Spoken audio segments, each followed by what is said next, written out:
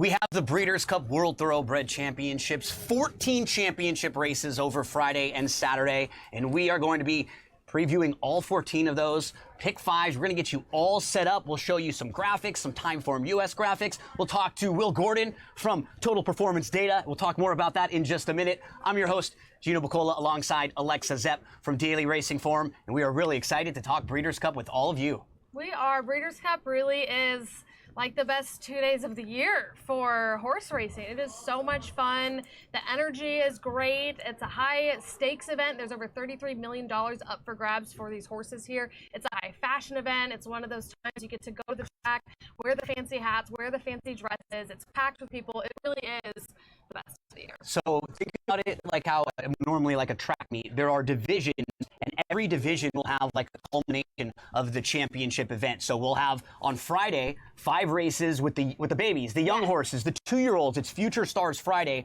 We'll see all the juveniles on Friday. Then we flip the script to Saturday, and we will have 9 more Breeders' Cup races. You'll have the main event, the Classic, right in the middle of the day. So we're going to get you set up for all of those. We'll talk some pick fives, and mainly we want to lead you in the right direction when it comes to handicapping and playing the races on Friday and on Saturday. So before we get into a lot of the setting and more important, scenery, wagers, all those kinds of things, we have to meet our first guest here, and that is Will Gordon from Total Performance Data. Will, thank you so much for hanging out with us from TPD. Now, Alexa was stroking the chin a little earlier when we were talking. What is Total Performance Data? Can you tell us a little bit about that? I will, but can I echo the scene setting and say Breeders' Cup, my first memory of this was watching it at a Greyhound Stadium, which has now been taken down, sadly, in Wimbledon, and watching Giant's Causeway coming agonisingly close in the dirt race, which is what City of Troy is trying to do on Saturday. Awesome. Can he follow in the footsteps of that absolute beast of a horse? And how international this year, right? So international. In the Classic with the horses from Japan, from all over the place. You have Forever Young, City of Troy, so Japan, Ireland, America,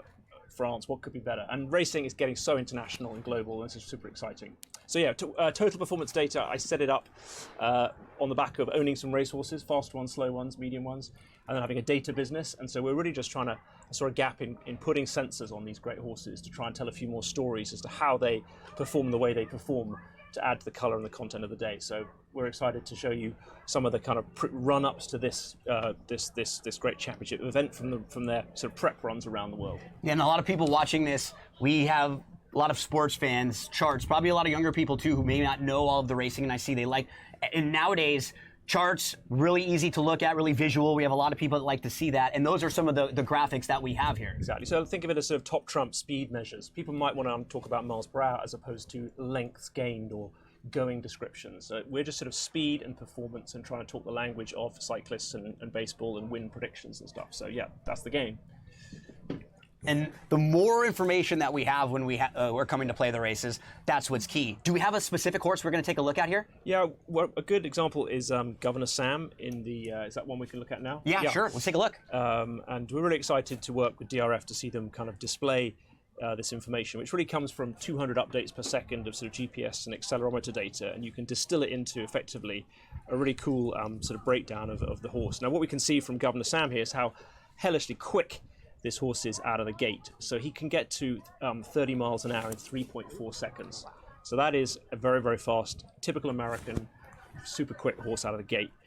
His top speed, as you'd imagine, is extremely high there. So he is the fastest compared to the horses today in terms of time out of the gate, predicted time out of the gate, and top speed.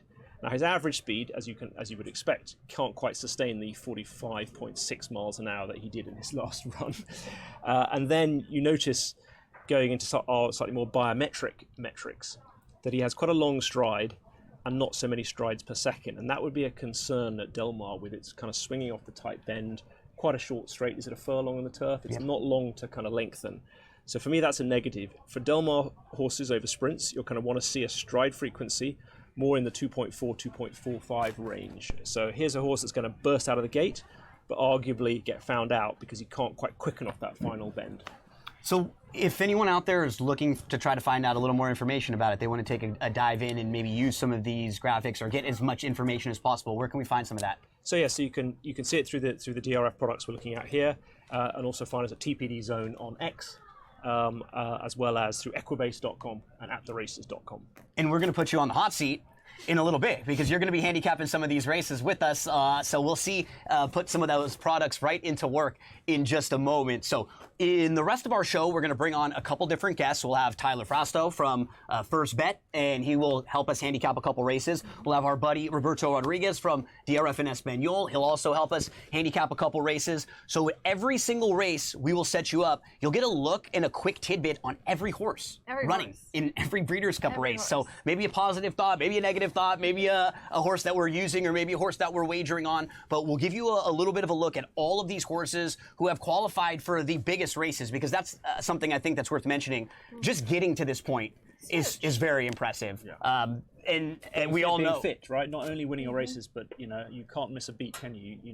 The trainers worrying every day. We are in early November. There's a lot to go wrong, isn't there, between their sort of debuts in the spring, summer races to get here today. So incredible effort from the trainers. A trainer told me one time that is one of the harder things to do, is when you have the really, really good horses and you have that target date, and then you have to work backwards and just make sure no hiccups, all the works are good, everything's in order. Because when you are just trying to get your horse to certain races, it's not as much pressure, right? You're going to get to the race when your horse is fit, when they're ready. But when you know you have to be ready to rock on November 1st, November 2nd, that's a totally different thing with that time clock on you. Absolutely. No horse is almost saying at the beginning of the season, I'm aiming at the Breeders' Cup. Their kind of championship is earlier in the season, and then it's a case of, they're surprising as to how good they are. Can we keep the show on the road until this magical first Saturday in November? And so to be here is an incredible feat of sportsmanship.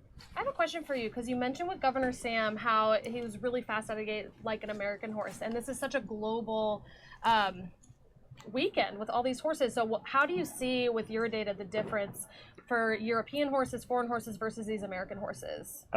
So a European trained sprinter might do 4.5 to 5 seconds to get to 30 miles an hour. And an American turf horse might do kind of sub 4 seconds. So there's a reasonable difference there. And I think that's one of the things the Europeans try and practice a lot before coming here, is being able to kind of burst out of the gate. And on the dirt, I know it matters, which we can come on to. So, so there's about a second difference on average. And that's one thing that's really interesting, Alexa, too. I think we're seeing that with the horses coming over from Japan also, is that they're figuring out the style a little bit more, because these horses are also talented, but the racing style here is just a little bit different, a little bit quicker early, right? The tempo's a little quicker, and sometimes speed can be the equalizer for horses that aren't quite as talented. So it is fascinating to see horses come over here with different training methods, different barns that do things completely different. We see when Aiden's Army comes in, how they all train together out on the track. We see the horses from Japan that are extremely fit. So it's fascinating to see how everybody takes their steps along the road. So not only is the horse the champion in their country, but they've got to win under another country's style of racing. Right. Yeah. With the sound and you might think a second, that's a second. Well, in horse racing, a second is 5 lengths. So if you're a horse who wants to lead, and you're from Europe, and you're breaking a second slower than American horses, that's a big hurdle to overcome. Yeah. So we can see some European horses can break faster than that, but I'm just giving you the sort of on average, that's the sort of the gap. City of Troy will come on to, he can actually break pretty quickly, but he's in stall 3. So can he break faster than sort of the dirt warriors outside of him, and if not dirt in his face? But he can break very quickly. So we can sort of look at, do we see attributes from prior races that show that they can run to today's conditions? That's what it's all about. We're going to take a commercial break in just a second. When we do, after that, we're going to return and we're going to talk about the Breeders' Cup Juvenile Turf Sprint. So if you want to follow along with us, we're going to start out with race number 6 on the Friday Breeders' Cup card, the Breeders' Cup Juvenile Turf Sprint. Now, we have so much information for you at shop.drf.com. If you want to get help handicapping the races, we have our Breeders' Cup packages available for you right now. In those packages, you can get past performances,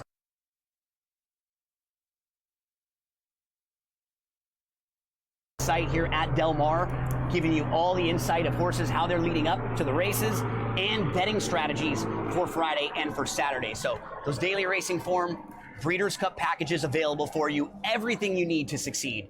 As we get ready for our first commercial break, you want to get them out, you want to get them set. We're going to start horse by horse. It's going to be race number 6, the Breeders' Cup Juvenile Turf Sprint. We're going to put Will on the hot seat. Alexa's got some selections for you.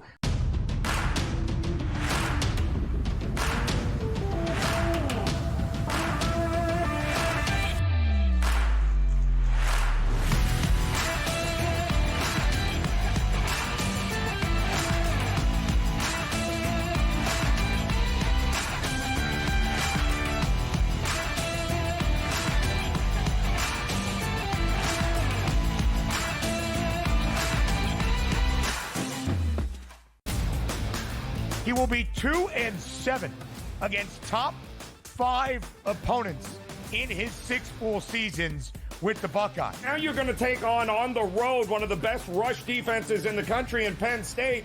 You're already having trouble rushing the ball. So what does that mean, Ben? That means Ohio State is going to have to rely on Will Howard to throw the ball on the road. The Early Line, only on SportsGrid. Anyone that's been to a sporting event, the atmosphere before a game, I think Game Time Decisions has that same exact atmosphere. This is our arena. This is what we do. There is going to be an energy to Game Time Decisions that you will feel night in and night out. The excitement you get when you lock your bets in, when you're figuring out what you want to do, we can zone in on the biggest games each night. I want this to be the place that people come to before the games start so they feel as ready as possible to lock in their cards. We are going to hit every single one of those markets that you need to know about. We're going to go through every single thing, and I've got a great team behind me that's going to help me get the job done. There is not going to be a better place, I promise you, than Game Time Decisions to get that new information, react to it, and be able to then bet accordingly. We will have everything at our disposal, and we will use that to our advantage. I'm Kevin Walsh. Tune into Game Time Decisions from 6 to 8 p.m. Eastern on SportsGrid.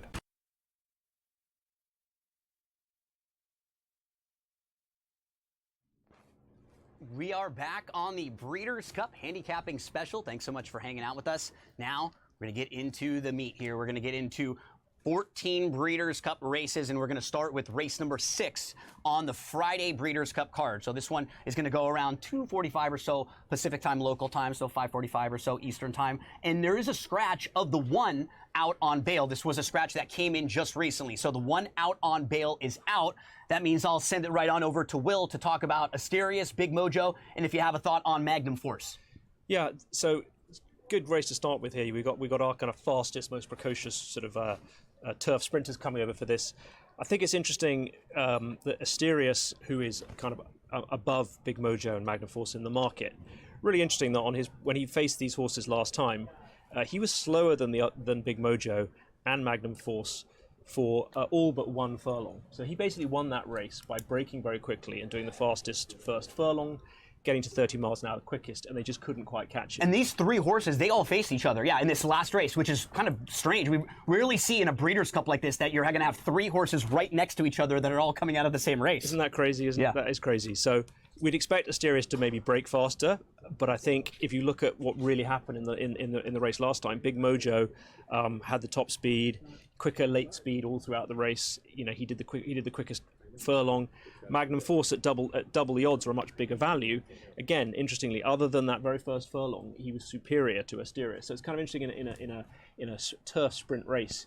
You kind of you can nick those wins, can't you? And then you can be the best horse and not win for 3 or 4 times in a row. It's really tough having a sprinter because it's quite sort of quite a lot has to go right. Draw, how you brake, how you handle the bend, your position. So our data points to Big Mojo possibly doing better than Asterius, with Magnum Force being interesting at the price. Alexa, let's get to the middle part of this race. You're going to talk a little bit about the 5, 6, and 7 here. Yeah, Arizona Blaze is the 5. Lost to 2 others in here, though. Whistle Jacket and Shareholder. Time form figures for him are improving, but in my opinion, just not really fast enough and as fast as others in here. The 6, Jet Sweep Joe. As much as I want to root for this horse because my friend actually owns it and it was named for her late husband, so I'm going to be cheering him on, but I don't think he's going to win. He lost to Governor Sam and out on bail, which is out of the race now, but 3 times losing to those horses. Hasn't really tried graded stakes company, so his figures are kind of declining. Not my selection in here, but Whistle Jacket, the 7, coming from the Aidan O'Brien barn. Probably the strongest of the European contenders, in my opinion. This will be his first North American start, and Aidan O'Brien wins 25% of the time for this move and 33% of the time for graded stakes here. So he knows how to have him ready and bring him over. Time form ratings for him are really strong as well, mid to high 90s, and has won 3 out of 7 starts and 1 at this distance. So Whistle Jacket is definitely live. Koro Siege, Will, is the 8. This horse is been very impressive in the 2 starts over in Japan. We'll talk a little bit about the next 3 runners in here, 8, 9, 10. Anything positive to mention on any of those? Well, I was going to say just on Whistle Jacket. Please, go ahead. Very, obviously a super classy horse. That very classy connections. Slight concern at a slightly lower stride frequency, which is how many times per second the horse turns over its legs. So it's a long strider with quite a relatively lower stride frequency. So again, you'd want Whistle Jacket to be in the lead or very close to the lead, hitting the straight. You wouldn't want him to be sort of falling back. And what has he drawn? He's drawn 7, so that's a little bit against him. Shareholder, very, very, very, very fast acceleration, 2.42 strides per second, which bodes well here, and one at Royal Ascot. So that's one. I was going to mention Smash It, an interesting outsider, appropriately named Smash It, who kind of on bare kind of average speed predictions we've got as number 1, because he has a long stride and a very high stride frequency. So at a big price, Smash It for Todd Fincher and Juan Hernandez could be an interesting outsider. A couple others to discuss. Governor Sam. We took a look at Governor Sam a little bit earlier on. This is a really sharp horse who has won 3 in a row. Gate to Wire, right next door. The blinkers will be coming on for this one, who was second behind Menti most recently in the Futurity. Ides of March is another Aidan O'Brien runner who is very classy and who has done very little wrong, has won back-to-back races, including a Group 3 over in Ireland last time out. And now drawing into the field because of the scratch is Pally Kitten. So that's the field here for the juvenile sprint, or the juvenile turf sprint, which is going to go as race number 6. Now we can take a minute and go through our selections a little bit and talk about how we are looking at this race. So Alexa, why don't you start us off? How are you looking at this race from a selection standpoint? Yeah, like I said, I really like Whistle Jacket. It is my top selection. Second behind that, Asterius, Ides of March as well, I'm very interested in. And then a Corosigue, actually, I think a price. What are the morning line odds on a Corosigue? Yeah, I think we're in actually probably one of the shorter prices, I think, in here. Yeah. So let's get to you, Will. What are your thoughts? We had like 1 through 4 selections. Who are you looking at? So it's a sprint. It's going to be extremely challenging to get this one right. If we get this one right, we are off to a flyer. I'm going to be loyal with Big Mojo, number 3. And then for a bit of fun, go to Smash It, number 14. And then I think it's interesting to go Magnum Force and then number 11 being... Can't see who number 11 is. Yeah, Gate to Wire, who is basically second on raw speed. So yeah, good luck to everybody. It's going to be a intriguing context to solve. So for me, I was looking at the race that Asterius, Big Mojo, Magnum Force come out of. I think that's like a really key race. And if you're looking at those 3 horses and you think all of them are a little bit live, Magnum Force was actually favored over the both of them and wasn't that far behind the both of them. So I definitely want to include Magnum Force in some of the exotics because of that. From a value-based standpoint, I think makes a whole lot of sense in there. Asterius, Big Mojo, super logical. We've all talked about Corosigue a little bit. And the 7 Whistle Jacket, who is another major player. So I think the consensus from all of us that we're talking is just, I didn't feel like there was a really strong American contingent in this particular race to start. We're lucky. Yeah, Right. You're kind of saying after you. I was going to say that's kind, right? That was a kind way of saying it. Yeah. Kind. This is one for the Euros for sure. I mean, turf is their specialty, and they tend to come over here and dominate us. Where's the Chad Brown or the Wesley Ward? Yeah. Keeneland winner by 20 lengths, just missing in this race. Wesley Ward has won 3 out of the 6 years that this race has been run, but he doesn't have any in this year. So this is only the 7th edition of this one. A lot of these races started in 1984, but some of them have been added as time has gone on. So, So I think we're saying an each way or a play. Go for a horse at a big price here. It's kind of worth it. It's not worth putting in a huge stake on the top of the market. Absolutely. Given it's a sprinters and given how open it looks. And the variables in the sprints, right? Like one horse, slow start, you're behind, you're in a little bit of trouble, you're in a little bit of traffic. So 1 down, 13 more to go, and we had our first small victory because we made it through the first commercial break. So our producer Mike and our producer Rich took a little bit of a sigh of relief after we made it through break number 1. Still rocking and rolling over there though with a big smile.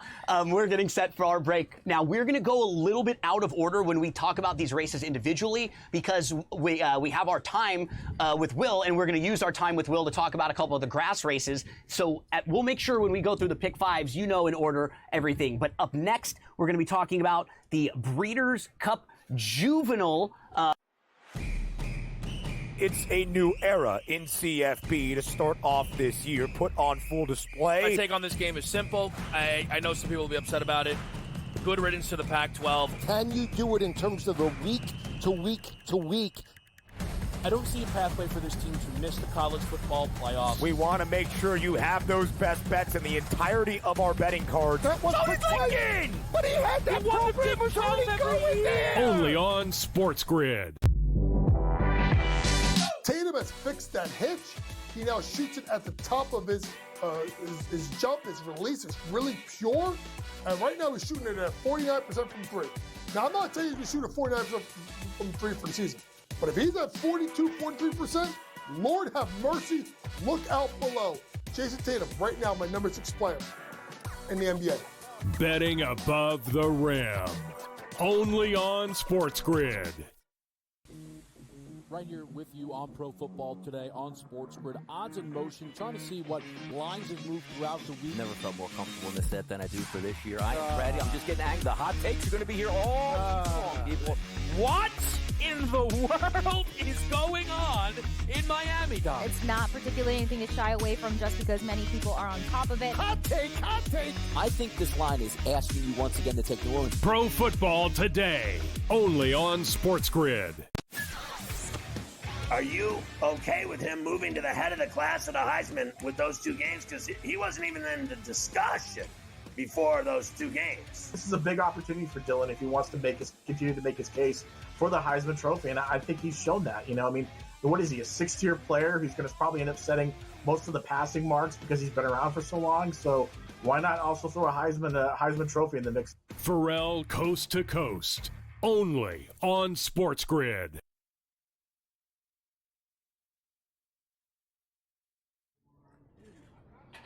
Welcome back to the Breeders' Cup Handicapping Special from Daily Racing Form.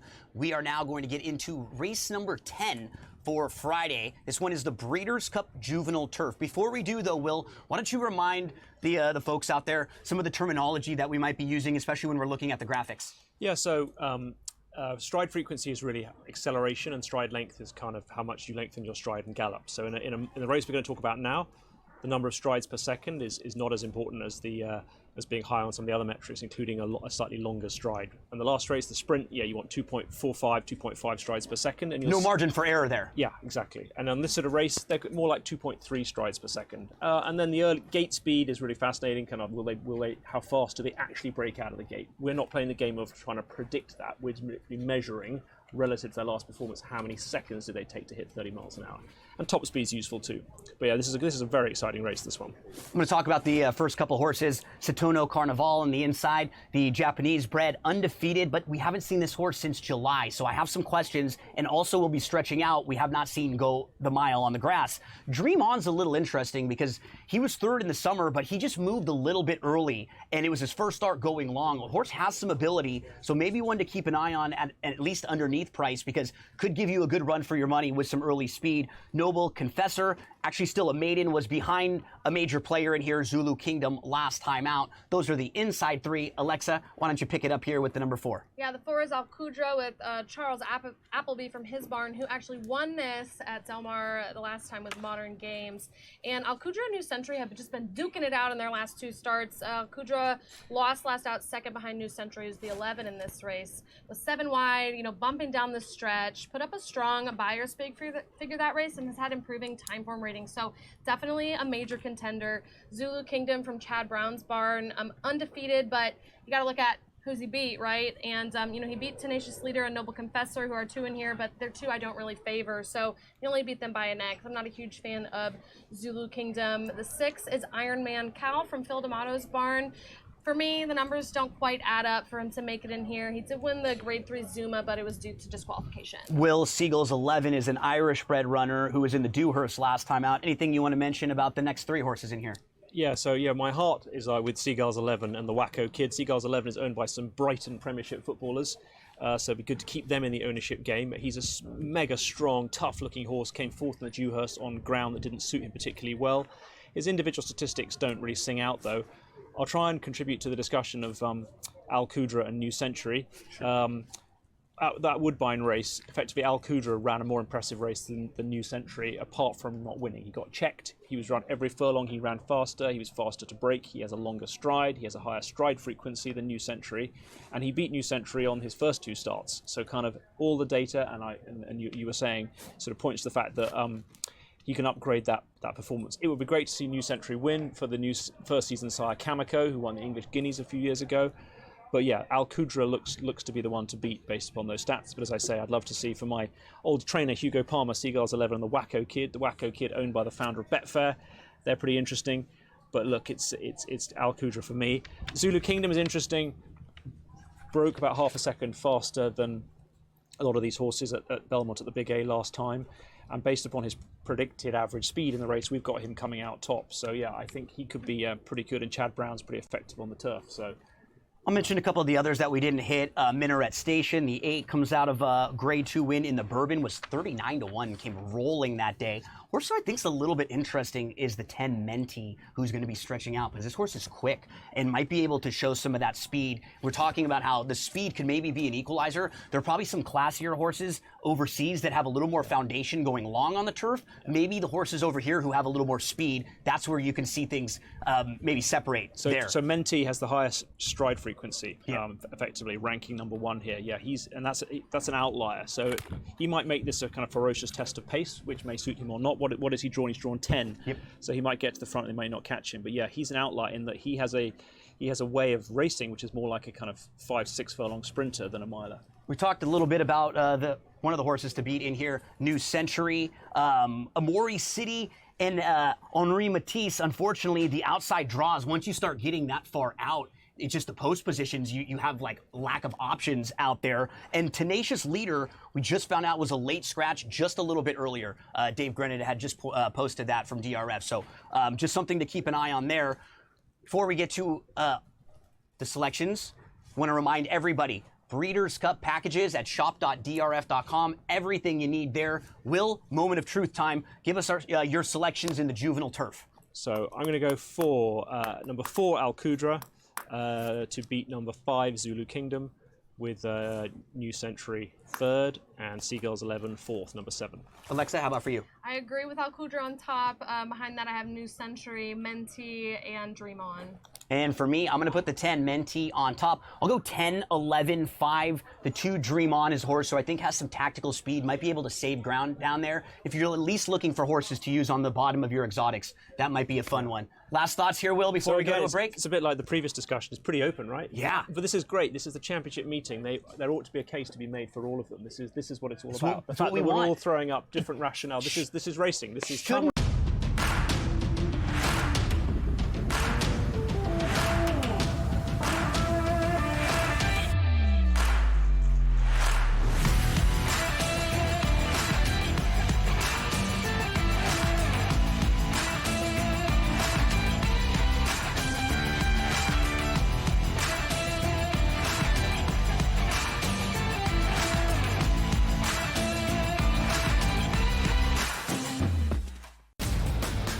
He will be 2-7 against top 5 opponents in his 6 full seasons with the Buckeyes. Now you're going to take on the road one of the best rush defenses in the country in Penn State.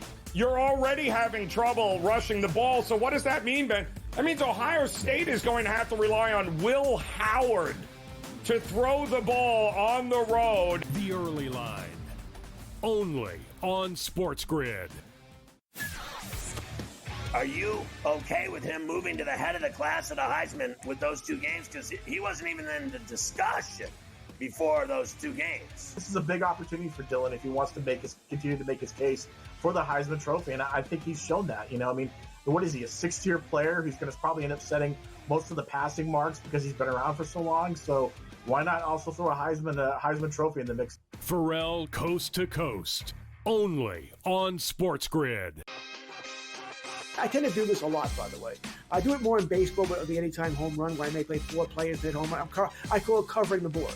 You know, if I take 4 players, bet the same amount on each, I only need to hit 2 of them and I win money. He's already got, 438 rushing yards on the season. He's looking like the old LT days where the Chargers were able to have that strong, dominant running back. Game time decisions, only on SportsGrid.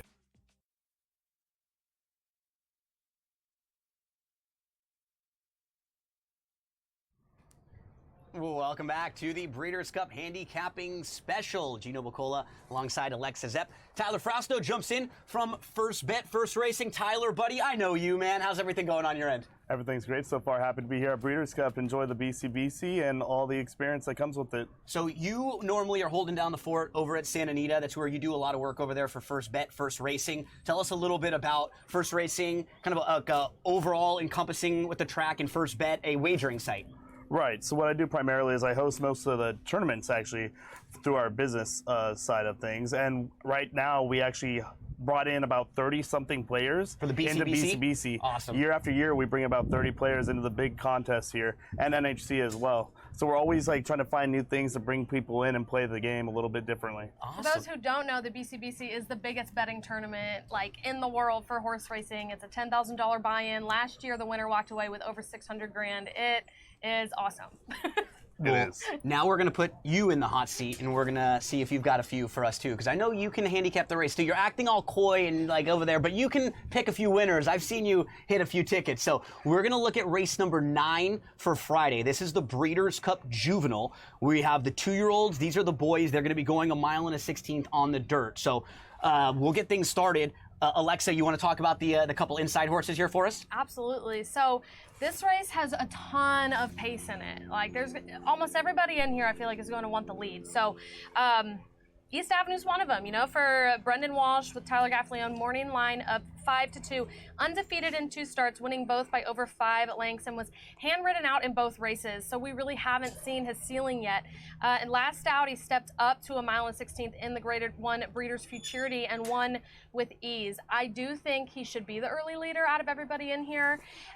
You know, his 95 buyer in the Breeders' Futurity is potentially good enough to win here, and definitely with a little bit of small improvement. The average winning buyer speed figure of this race has been a 96.6, so pretty close to that 95 mark. The number 2 is Getaway Car for Bob Baffert.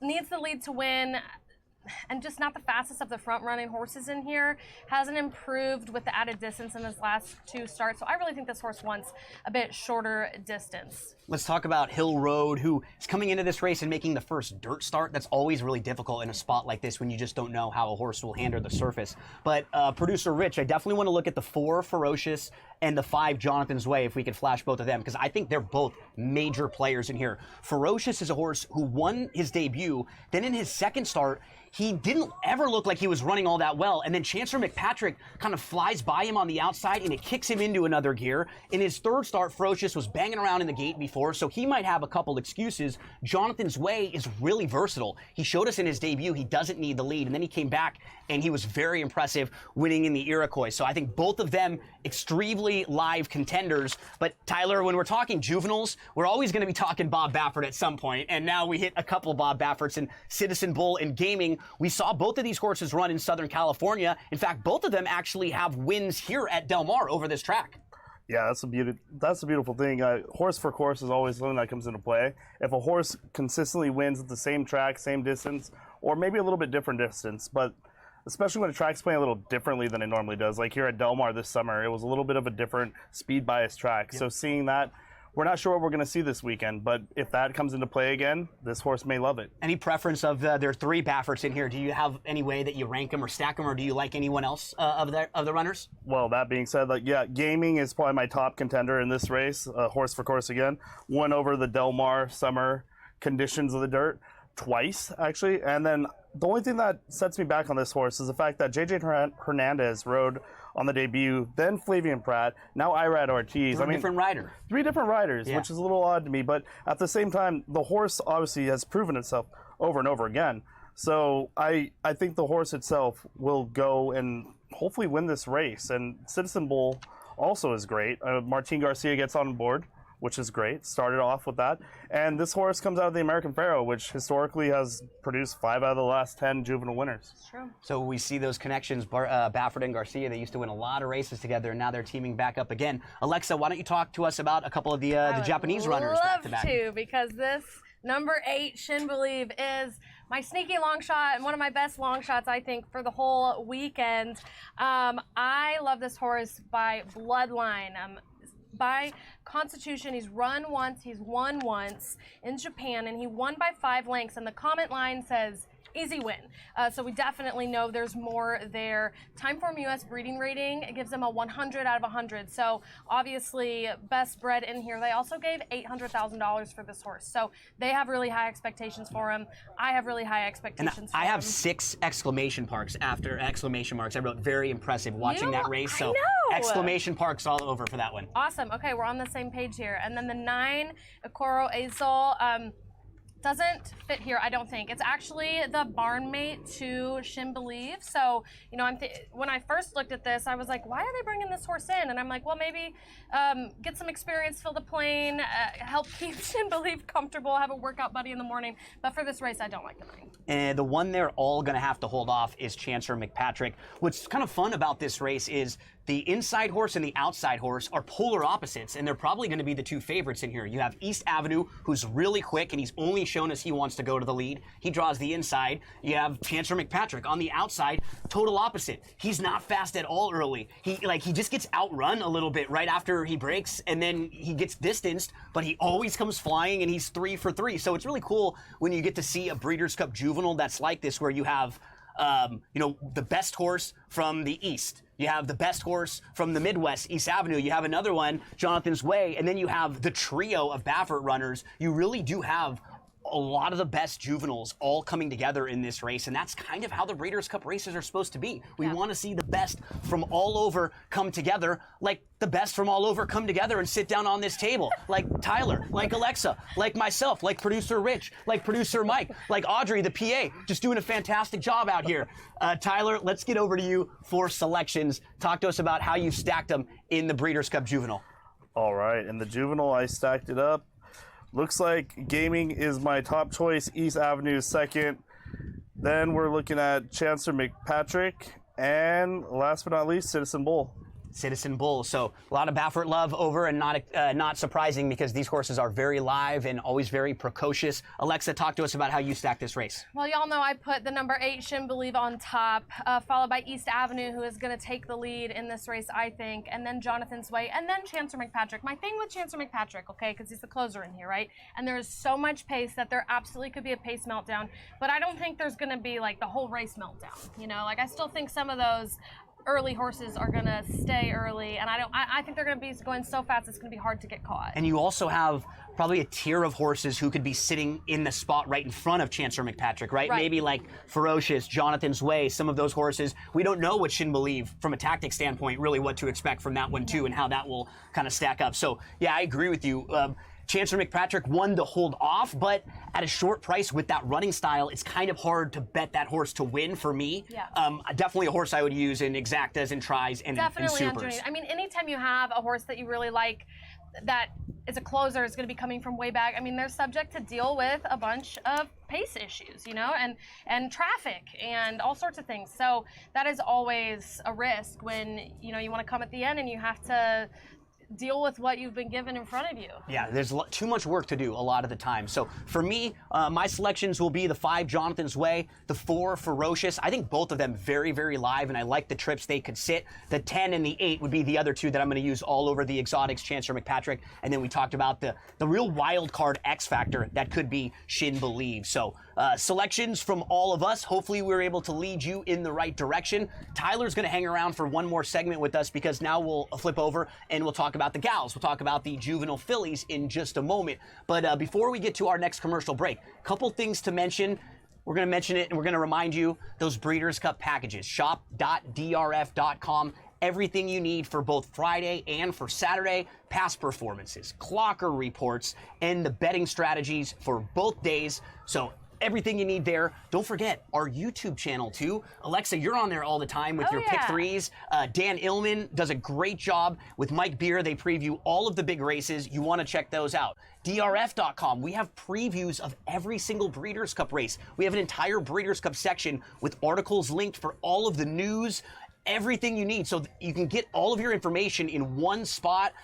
Dave Grenning and Mike Welsh have been out here giving you all sorts of great information with the horses in the morning on the clock.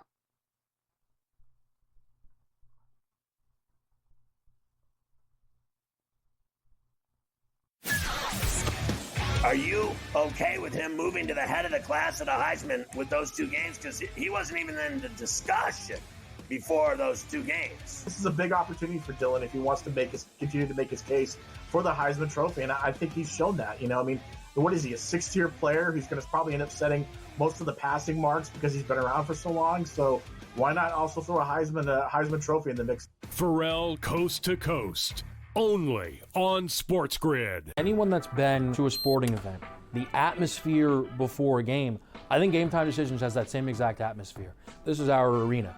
This is what we do. There is going to be an energy to Game Time Decisions that you will feel night in and night out. The excitement you get when you lock your bets in, when you're figuring out what you want to do, we can zone in on the biggest games each night. I want this to be the place that people come to before the games start so they feel as ready as possible to lock in their cards. We are going to hit every single one of those markets that you need to know about. We're gonna go through every single thing, and I've got a great team behind me that's gonna help me get the job done. There is not gonna be a better place, I promise you, than Game Time Decisions to get that new information, react to it, and be able to then bet accordingly. We will have everything at our disposal, and we will use that to our advantage. I'm Kevin Walsh. Tune into Game Time Decisions from 6 to 8 p.m. Eastern on SportsGrid.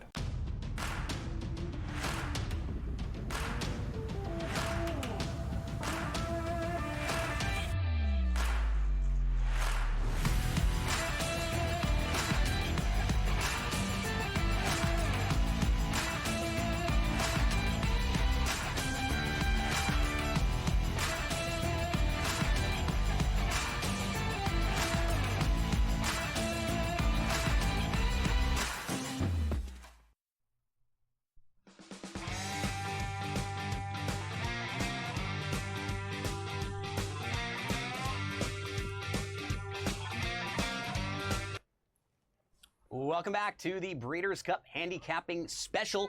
Now we're going to get into another one of the juvenile races. We're going to go juvenile fillies. So we're going to talk about race number 7 on the Friday card. We still have Tyler hanging around with us here to discuss.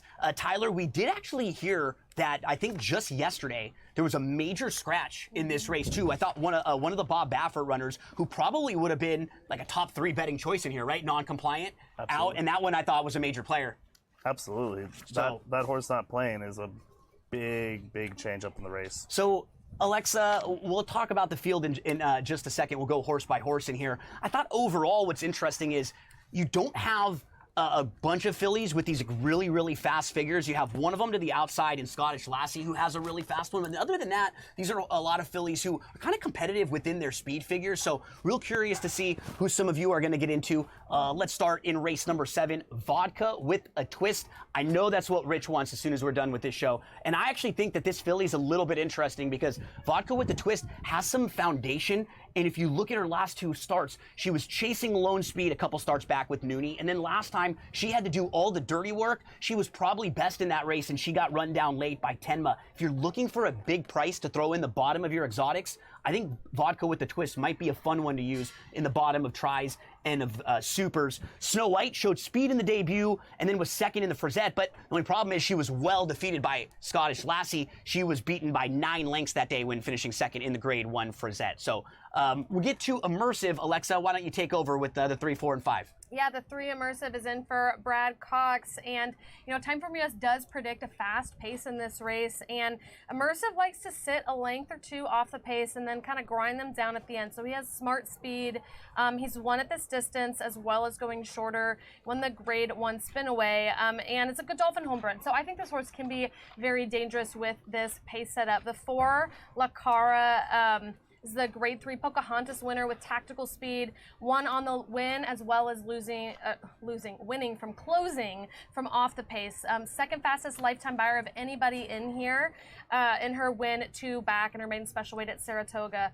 Mark Cassidy won this 2 years ago with Wonder Wheel. Actually, it's kind of interesting. In this race, there has been 17 years. In the last 17 years, we've had 16 different trainers win. Wow. So this is not one of those races where we have, these repeat mega trainers who come in and think just about take like control. Baffert or Dwayne Lucas or some of those who may have won a lot of juvenile races. That's a good point. The only one who's won twice is Asmussen. So very interesting. And then the 5, Quicket got second in the Grade 1 Alcibiade at Keeneland at the beginning of October. And, trainer Tom Amos is 0 for 30 in graded stakes. So that's not great. That's not a great stat. And this would be a pretty big step up after last out in terms of speed figures. So probably a pass for me. Tyler, we'll get to Otamina Shako, who I've just been so impressed with the Japanese runners and how every year they're sending over more horses, better horses. They're winning more big races each and every time. It's just difficult in a race like this for me with the horse like this when all she's done is sprint, just to feel like how is that going to stack up going longer against these fillies and how fast is she? That's my number one note, actually, is stretching out for the first time to more than a mile and a 16. So you never know what's going to happen there. And I'm watching the workout. Horse breezes really nice. The jockey kind of gets down on the horse and the horse opens up a little bit. It's a nice workout, but workout can only say so much as what happens in the afternoon. Yep, we talked about the 7 non-compliant, so that one is scratched. That's a major scratch. The 8 Noonie was the highly regarded Baffert runner earlier on in the year. She won her first race by 9 lengths. She won the Sorrento, but then in the Del Mar Debutante, she was a little bit disappointing.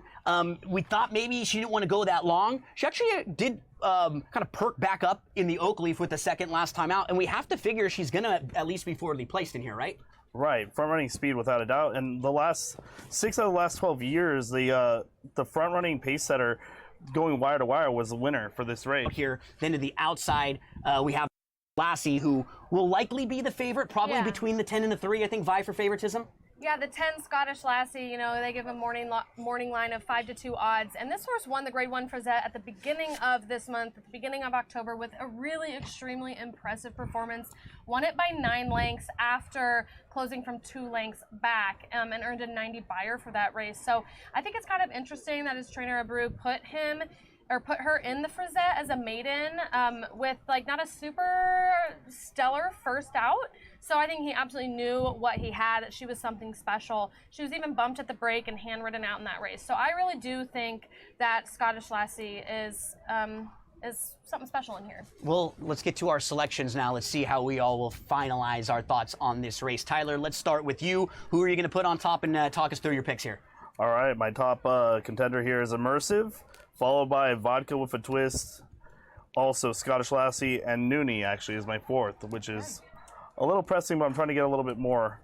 We both have Vodka with the Twist as a price play to maybe use underneath. Alexa, go through your selections for us. I do too. Nice. It's my 4th pick in the race. Awesome, But yeah, my top pick is Scottish Lassie. I do think she's something special. And then the number 4, La Cara, followed by the number 3, Immersive, and then Vodka with a Twist. Yeah, I mean, this was a race that I thought could go in a few different directions. I thought La Cara showed some versatility to me, because I love the fact that La Cara won on the front end, 2 starts back, and then in the Pocahontas, when things didn't go her way, had to show us completely different tactics, a completely different dimension. So I thought that was a horse that you really wanted to include. The 10's probably the horse to beat.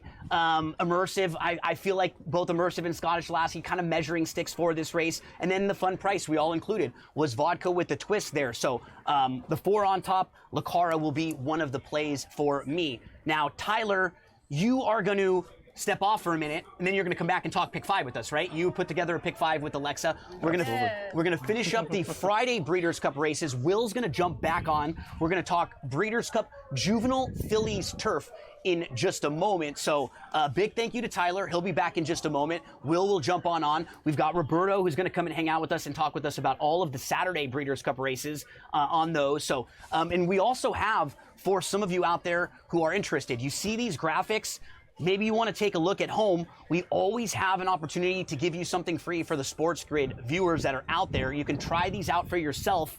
Visit drf.com.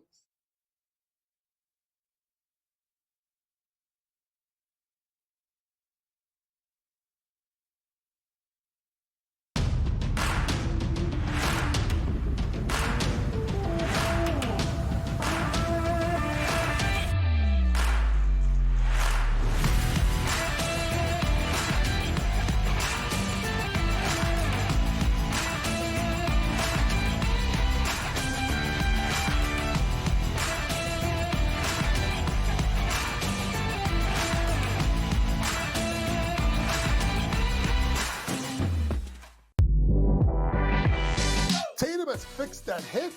He now shoots it at the top of his jump. His release is really pure. And right now he's shooting it at 49% from 3. Now, I'm not saying he's going to shoot at 49% from 3 for the season. But if he's at 42, 43%, Lord have mercy, look out below. Jason Tatum, right now, my number 6 player in the NBA. Betting above the rim. Only on SportsGrid. Anyone that's been to a sporting event, the atmosphere before a game, I think Game Time Decisions has that same exact atmosphere. This is our arena. This is what we do. There is going to be an energy to Game Time Decisions that you will feel night in and night out. The excitement you get when you lock your bets in, when you're figuring out what you want to do, we can zone in on the biggest games each night. I want this to be the place that people come to before the games start so they feel as ready as possible to lock in their cards. We are going to hit every single one of those markets that you need to know about. We're gonna go through every single thing, and I've got a great team behind me that's gonna help me get the job done. There is not gonna be a better place, I promise you, than Game Time Decisions to get that new information, react to it, and be able to then bet accordingly. We will have everything at our disposal, and we will use that to our advantage. I'm Kevin Walsh. Tune into Game Time Decisions from 6 to 8 p.m. Eastern on SportsGrid.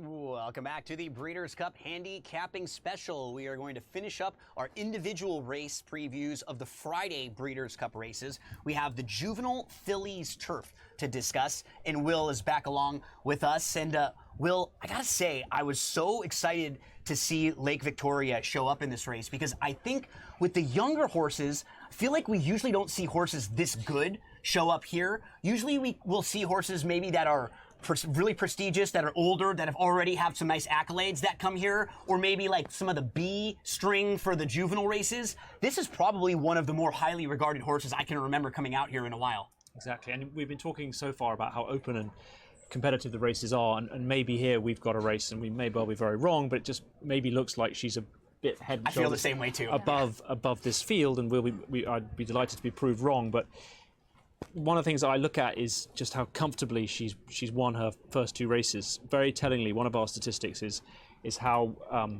sort of vehemently she hit the line. So run out speed. I think you guys use it in breeze up land. So what's the speed 2 seconds after the finish line? So like, are you really powering through your race?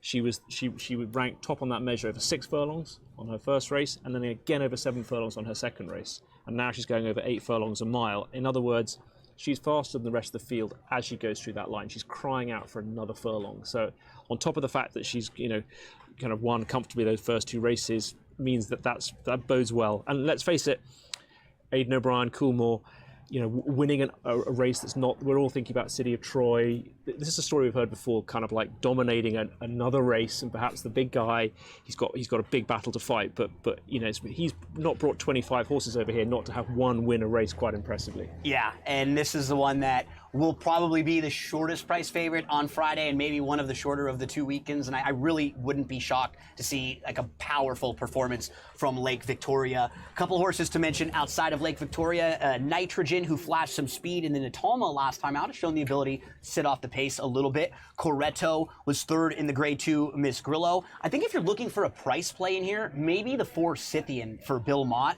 whose 2 grass races are very good and has the type of running style that's really kind and friendly. She can adapt to different racing styles, and she can always put herself in the race just sitting a couple lengths out of it. So maybe a horse here with some value that you can use along with Lake Victoria and a couple others in the exotics. Alexa, let's get to, I'll mention Totally Justified also, who was the runner-up in the Jessamine behind Mayday Ready. That was a 3-horse photo, a wicked tight photo right on the wire. Mayday Ready got the better of Totally Justified there. That would have been 2 in a row for Totally Justified. Now you can take the baton, Alexa.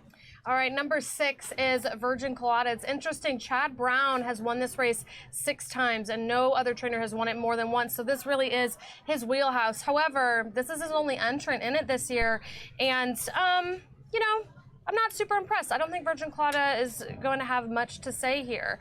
They're a big closer, but they're just stronger here. The number 7 Thought Process from Phil D'Amato's barn is the 5-2 morning line favorite, and currently running races fast enough to win this one, undefeated since switching to the turf, has been favored in every turf start, and will again likely take a lot of money this Friday. And in the grade 3 surfer girl that she won at Santa Anita, her comment is drew off and coasted late. So, I don't think we have seen her ceiling yet. And I kind of come in on thought process. Yes. So the data talks quite favorably about thought process in terms of ranking, second or third across most metrics. So that's a versatile horse that kind of has pretty long stride, pretty high stride frequency. So she's got a capability to be in the mix here, definitely at a decent price. Absolutely. Number 8 is Heaven's Gate from Aidan O'Brien's barn, a 12-1 morning line, so a bit longer odds. Has never gone more than 7 furlongs, but time form figures have improved with the added distance every time. Won a Group 3 last out. And again, Aidan O'Brien's contenders need to be looked at because he does really well when he brings them over to the U.S. for the first time. I'm going to roll through a couple of these. Kilwin and Abiento, they actually faced against each other in the Untappable. Kilwin's 2 for 2. Abiento was 3rd in the Untappable, came back and won the Matron following that. Will, what do quick thought on Fiery Lucy? Well, can I back you up on Kilwin? Absolutely. So if this is a crawl, so a slow pace, and then they kind of kick for home, so if it's slowed up by the leader, that will fancy Kilwin massively. She has the highest stride frequency by some distance in this race. She can do 2.4 strides a second on a 23.5 foot stride, which is massive. Again, that's more like a 6.5 furlong type horse. So yeah, if there's a slow pace, and you can bet in running, which you can't in the States, but you can in the UK, throw some money on Kilwin. Interesting long shot, Fiery Lucy, Mayday ready, 3 for 3, undefeated. And Vixen and Anshota round out the field. Will, give me 5 seconds. Give us your top selections here. So I'm not going to look beyond number 1, Lake Victoria. I'm going to give a bit of a shout for number 7, Thought Process. Then number 9, Kilwin. Then number 13, Vixen. Can they beat Lake Victoria? Lake Victoria Thought Process is my exacta. Yeah, those are the horses to beat. Maybe Scythian include to find some value. We'll take a quick break. Will, thank you so much for hanging out with us. When we return, we'll talk Pick 5 on Friday with Tyler.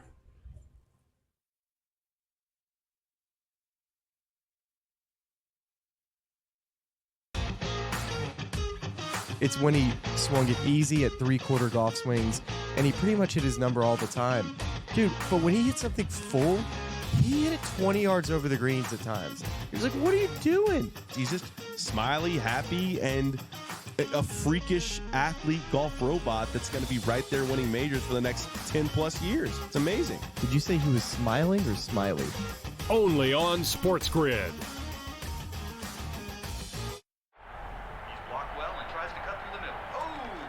Your gut says Miami is going to win, and you should take the over.